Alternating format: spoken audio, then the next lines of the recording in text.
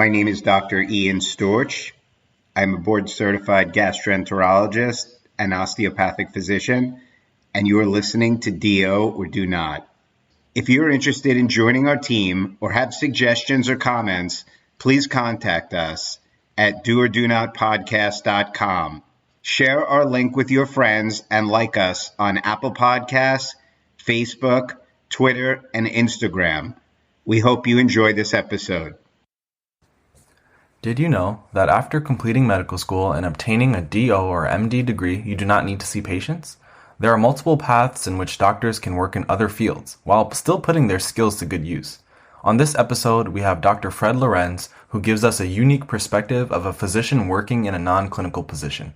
Dr. Lewerenzii studied and graduated from Kirksville College of Osteopathic Medicine, now better known as A.T. Still University. He completed his residency in family medicine, and after 10 years of clinical practice taking care of patients, he became frustrated and decided that he no longer wanted to deal with insurance companies and wanted to do something different. Dr. Lewerenzii discusses his experience and his path to becoming a Medical Science Liaison, or MSL, for a pharmaceutical company, where he works to bridge the gap between healthcare workers in the field and the industry. As an MSL, he has worked in multiple disciplines, including rheumatology, dermatology, and now gastroenterology. This episode will give pre-medical and medical students the opportunity to explore a unique career path and unique roles that most do not consider on the path to becoming a physician. Dr. Lewerenzii, thank you so much for being with us tonight. Oh, you're so welcome, Ian. It's been a pleasure to have this opportunity.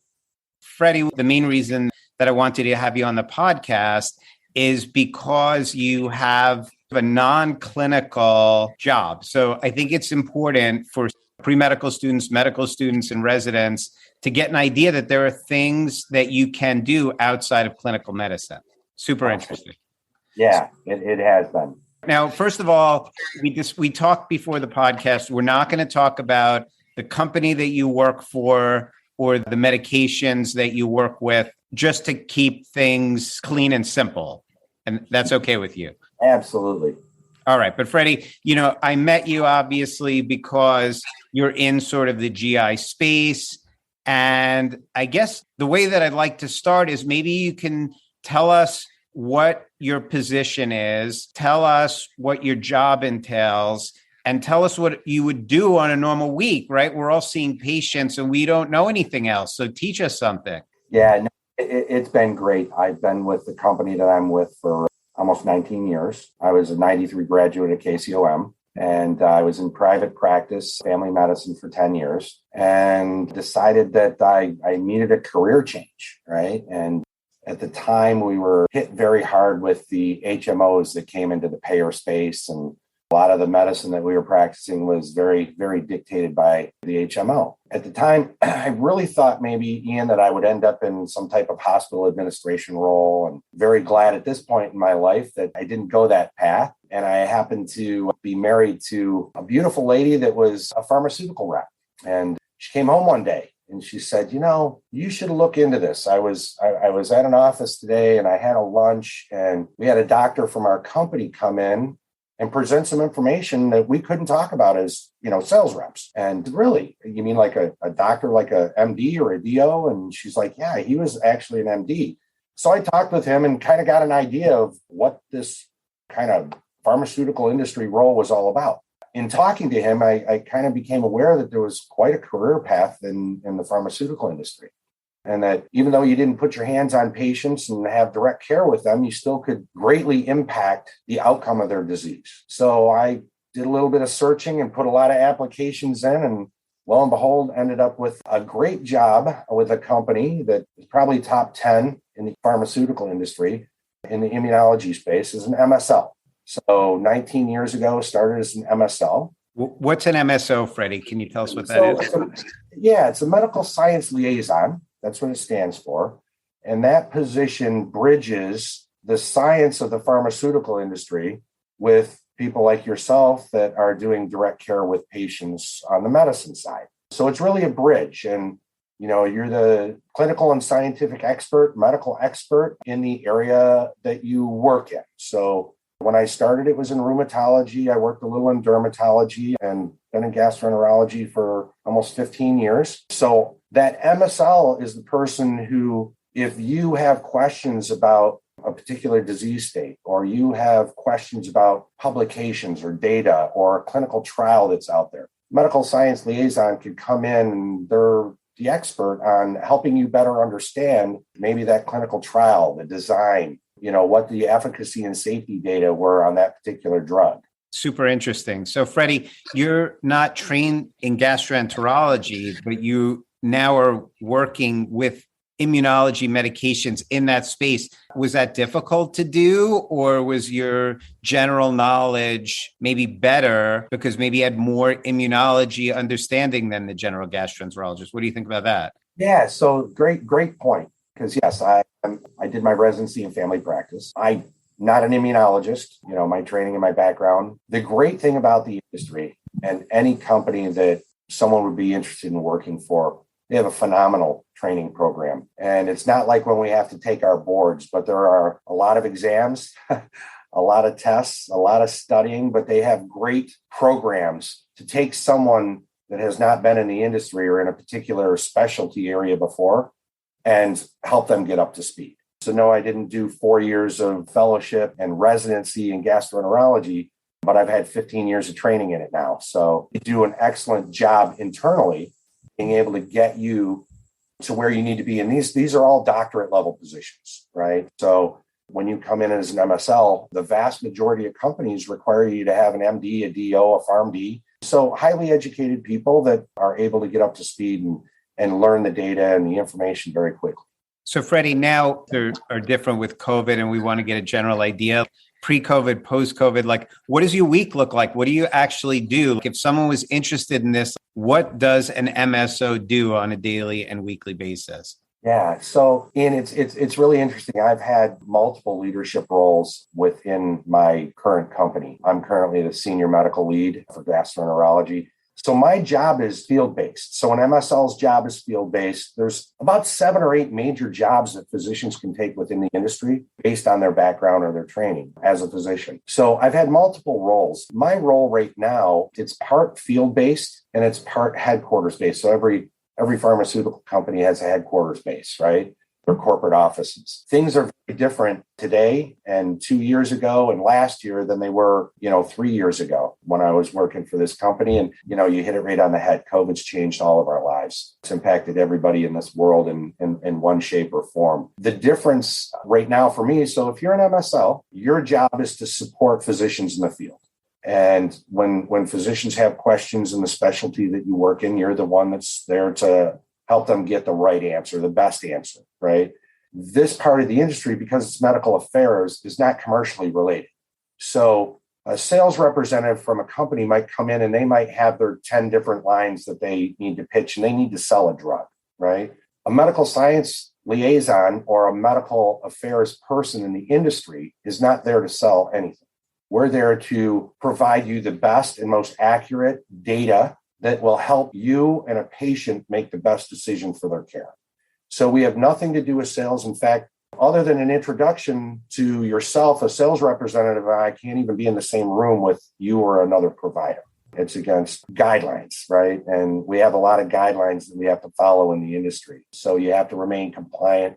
The beauty of an MSL is you can ask me any question you want. And I have certain guidelines that I can proactively lead a conversation with. And I have certain topics. But if you ask me something, you can ask me anything and we can discuss it from a medical standpoint. There's certain things, there's guidelines that you have to follow that you can, as a person working in medical affairs in the industry, there's only certain things I can come in and lead the conversation with, right? And then anything that stems off to, obviously remaining compliant with federal guidelines and company guidelines.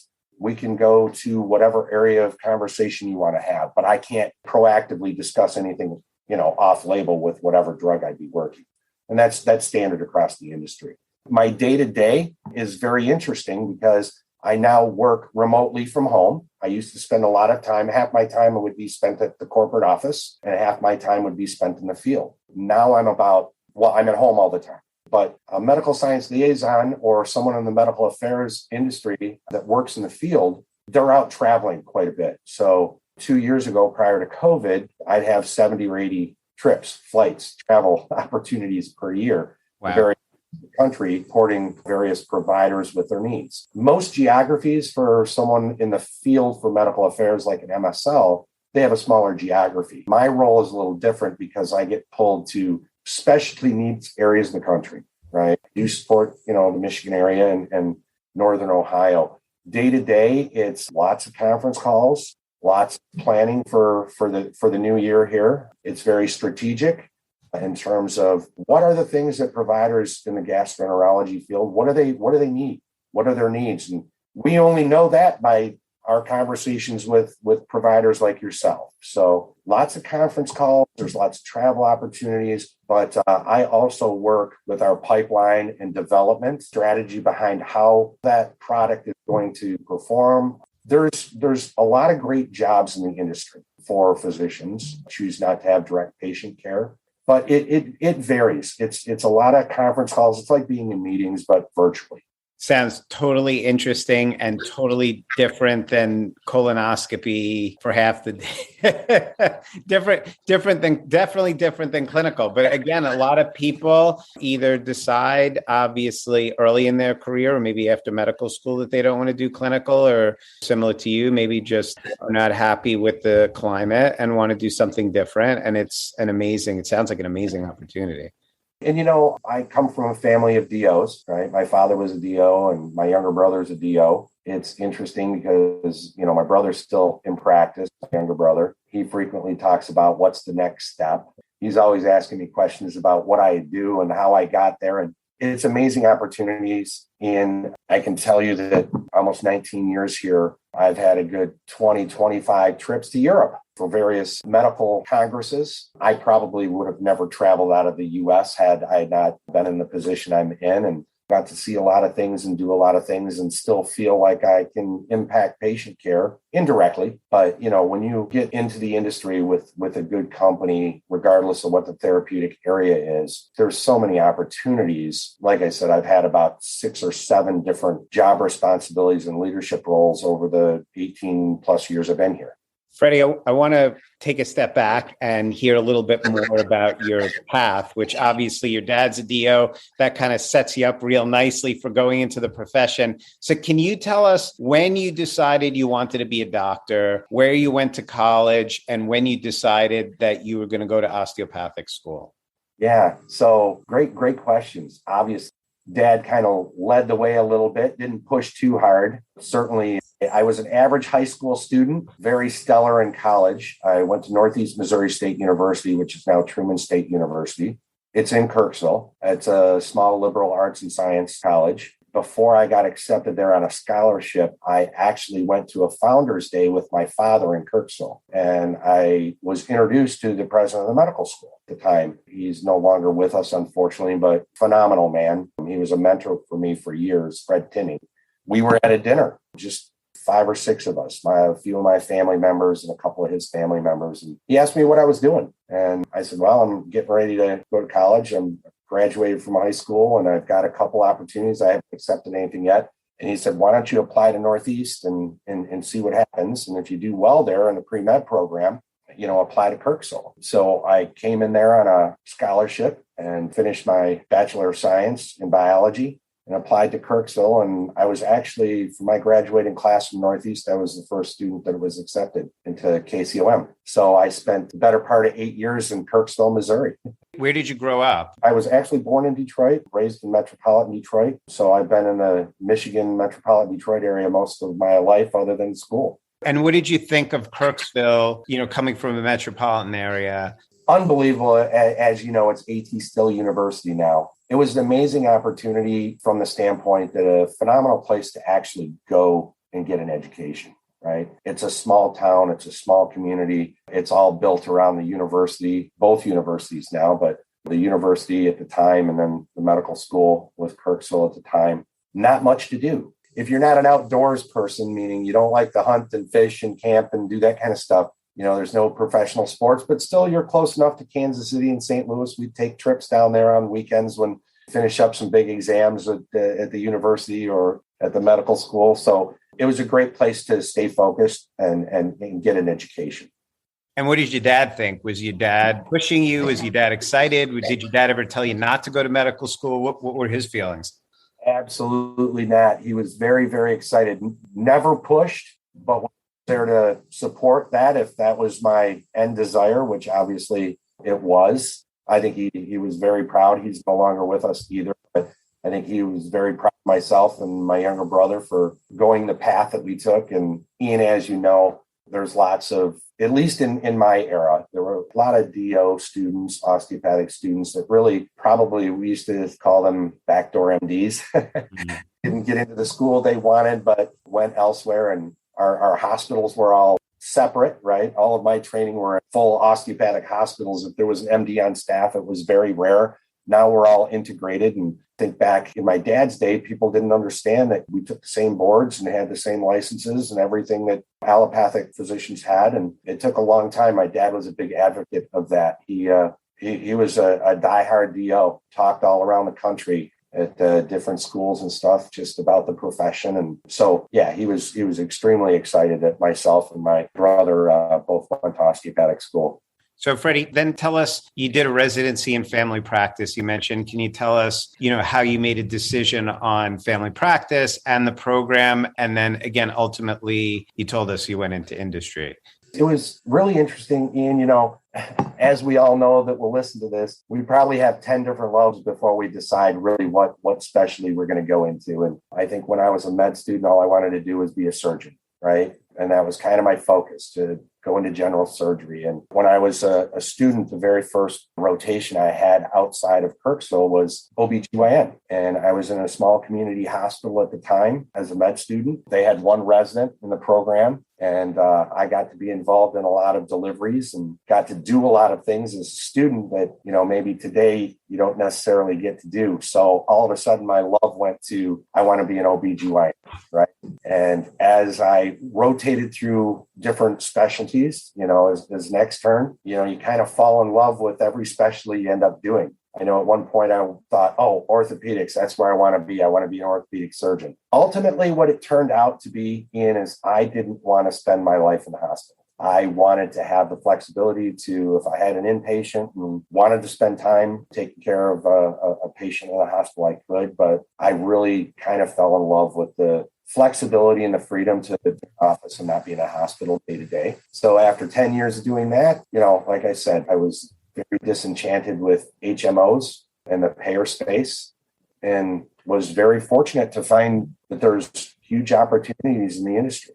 So, Freddie, now talking about being a DO and going into pharmaceutical industry, do you feel that there were barriers being a DO? Did your being a DO ever come up? How was that going into sort of different level of practice?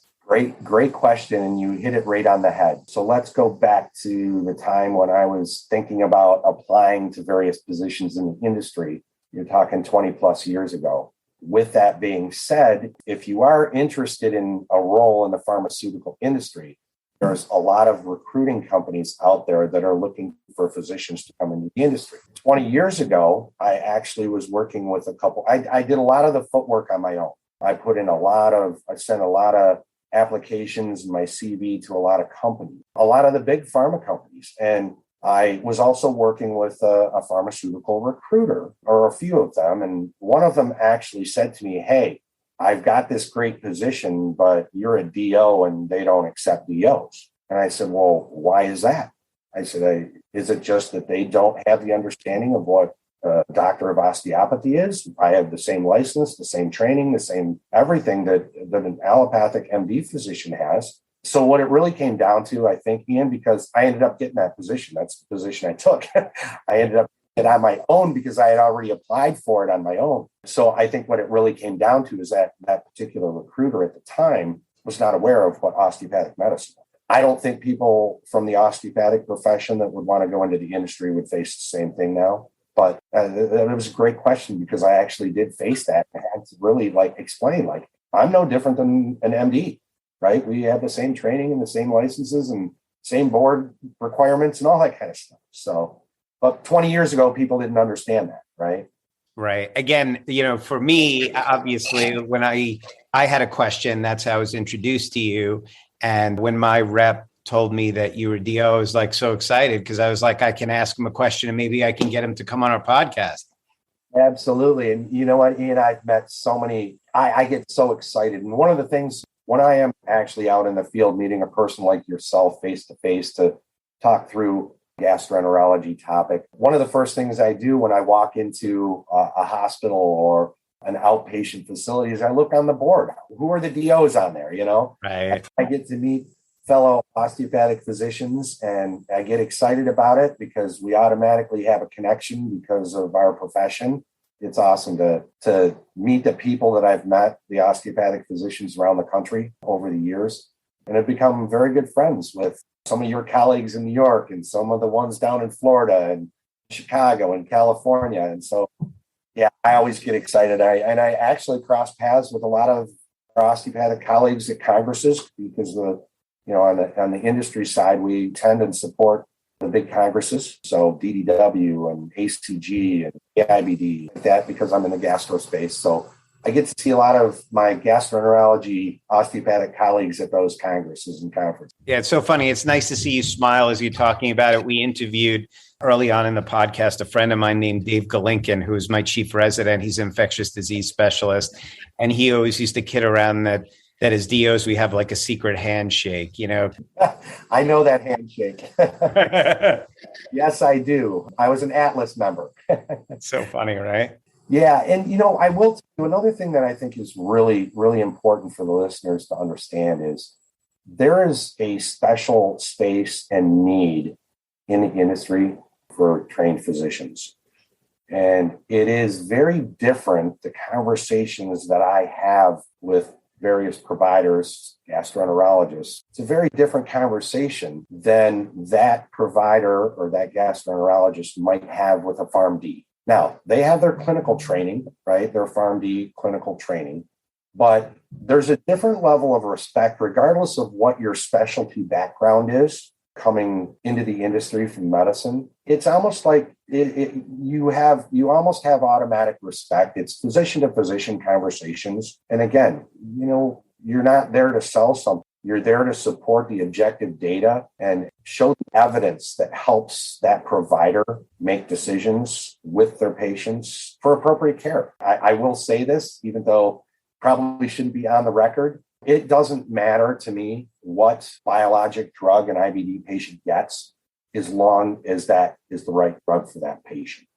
I know our paychecks are paid by the drugs we support, but at the same time, that's not what it's about. It's about helping providers help patients make the right decisions for their disease.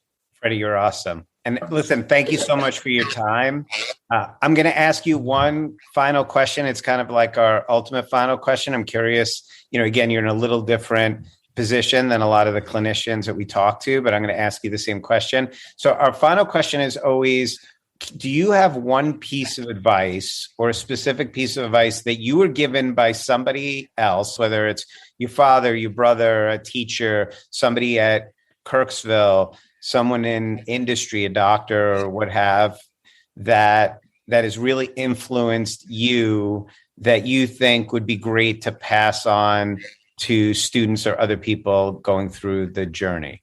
I'll tell you two things, Ian, that resonate in my head immediately. One is a cardiologist that taught us cardiology at Kirksville. And I asked a question. I said, I don't mean this to be a dumb question, but I asked the question. And he looked at the classroom and he looked across the classroom and he said, the only dumb question is the question you know the answer. So if you don't know the answer, it's never a dumb question. So that's always resonated with me. The other thing is, no matter what we do in life, what profession we're in, what specialty we're in, what part of what space we're in, you always want to be a leader, right? And you want to be the best leader you can, whatever that looks like. And I had a very, very high level person in industry tell me one time that the thing that makes a great leader is the person that can have foresight and see around the corner as to what's coming. And I sat back and I thought to myself, you know what? I was that type of person. I saw what my future was looking like in medicine, and I had the ability to see around the corner what future opportunities existed. And I never forgot that when he told me that. That's awesome.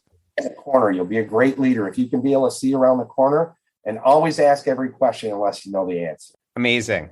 Freddy, again, thank you for your time. This has been great. I appreciate, and I'm sure our listeners appreciate. Yes, you too, Ian, and hello to all my DO colleagues out there. This concludes our episode of Do or Do Not.